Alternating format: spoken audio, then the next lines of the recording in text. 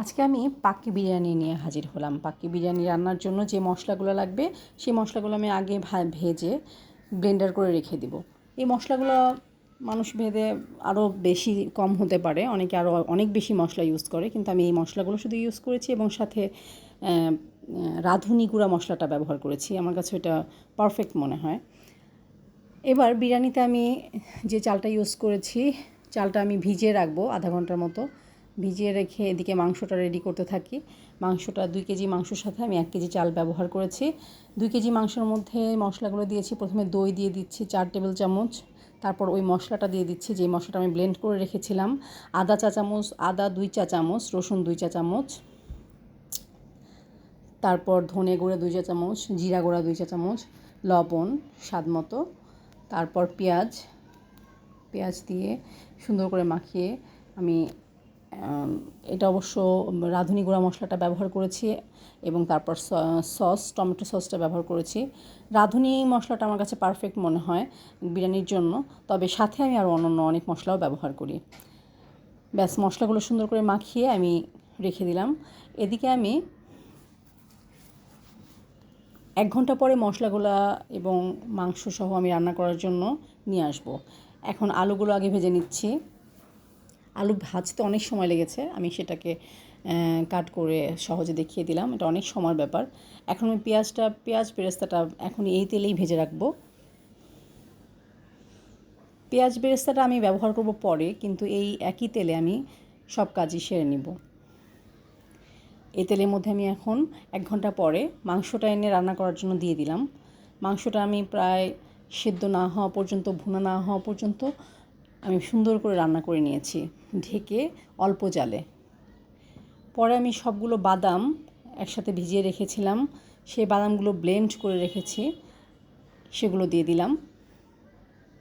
বাদাম না দিলে এই বিরিয়ানির টেস্টটা সঠিকভাবে আসে না, এই জন্য বাদামটা ব্যবহার করতে হয়। এদিকে চালটা 1 ঘন্টা পরে আমি বিভিন্ন মশলা দিয়ে চালটা 80% সিদ্ধ করে আমি নামিয়ে ফেলবো। এবং কিছু চাল আমি একটু রং ব্যবহার করেছি যাতে দেখতে সুন্দর লাগে। এটা বিরিয়ানি দেখতে সুন্দর লাগার জন্যই চালটা 2 ভাবে আমি সিদ্ধ করেছি। 4 ভাগের 3 ভাগ চাল আমি সাদা করে সিদ্ধ করেছি এবং 1 ভাগ চাল রং দিয়ে সিদ্ধ করেছি। এবার ঘি দিয়ে আমি যেখানে আমি বিরিয়ানিটা পাতবো সেই জায়গাটা আমি আগে ঘি দিয়ে একটু ব্রাশ করে নিলাম। তারপর সাদা চালটা আমি দিয়ে দিলাম, 80% সিদ্ধ হওয়া চালটা লেয়ার করে। সাদা চালটার উপরে আমি লাল চালটা দিব, এটাও আমি 80% সিদ্ধ করে তারপরে রেখেছিলাম। পানিটা সরিয়ে আমি রেখে দিয়েছিলাম। এখন রান্না করা মাংসটা আবার লেয়ার করে দিচ্ছি। লেয়ার করার কারণে একটার সাথে একটা মিশে, মানে খুব সময় নিয়ে মিশে এবং খুবই মজাদার হয়। আবার আমি উপর দিয়ে সাদা চালটা দিয়ে দিচ্ছি, তারপর চালটা ব্যবহার করছি। এখানে আবার উপরে মাংস দিচ্ছি। মাংসটা 1 কেজি চালের সাথে 2 কেজি মাংসটা পারফেক্ট হয়, তবে এর থেকে বেশি দেওয়া যায়। কম দিলে একটু কম হয়ে যায়। কম দেওয়াটা ঠিক হবে না, আমাদের 2 কেজি অবশ্যই 1 কেজির সাথে দিতে হবে ইনশাল্লাহ।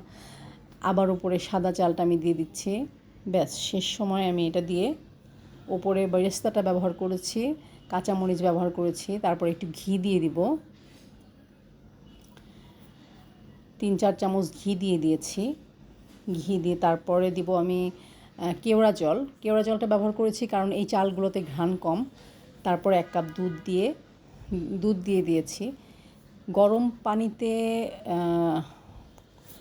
পানিতে দুধ ব্যবহার করে তারপর আমি এটা দিয়ে ভাপে দিয়ে দিয়েছি। হালকা গরমে দিয়েছি। আমার পোলাওটা হয়ে গেছে, বিরিয়ানিটা এখন আমি বাড়ছি।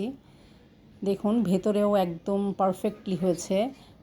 রং চালটা ব্যবহার করছি দেখে এটা দেখতে খুবই সুন্দর লাগছে। ব্যাস, তৈরি হয়ে গেল আমার পাক্কি বিরিয়ানি। আপনারাও ট্রাই করতে পারেন, অসম্ভব সুন্দর একটা রেসিপি। এবং ধন্যবাদ, আল্লাহ হাফেজ।